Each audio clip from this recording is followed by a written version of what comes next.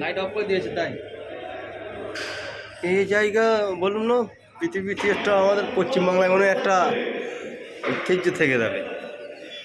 না আমি কি বলেছি বলছি না, আমি বলি দামি দামি পার্ক হার মানবে, তা মানবে।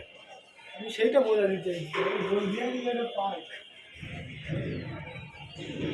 আপনার কাজ ফোন করে গেছে আর তাও করে মানছি মারাত্মক জিনিস।